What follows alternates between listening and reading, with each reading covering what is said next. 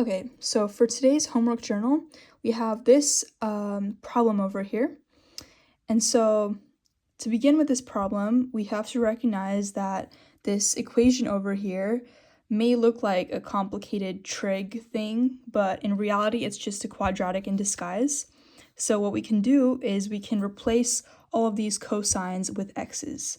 So we can let x equal. And so once we let x equal cosine, then we can replace all the cosines and put x instead. So we're left with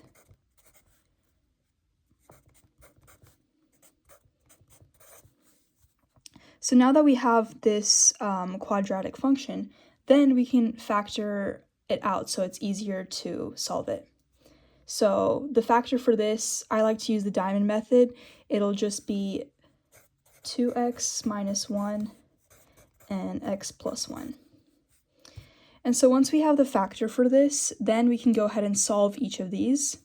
So for 2x minus 1, we'll let y equal 0, and then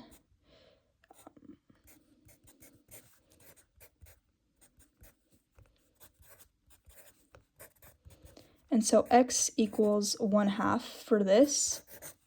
And then for x plus 1, that will equal x equals minus 1. So after solving the factor for each of them, then we're going to go back to the cosine, because after all, we were just replacing the cosine with x, so now we can go back to the cosine. So on the unit circle, which I don't have on me right now, but on the unit circle, the angle of 1/2 is located at pi over 3 and also 5 pi over 3. And then the same for the angle at 1, it's located at just pi.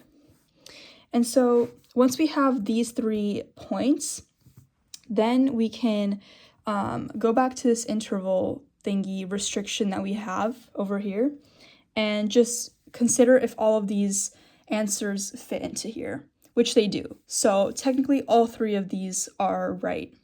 And so our final answer will be left with pi over 3, 5 pi over 3, and pi. And that's it.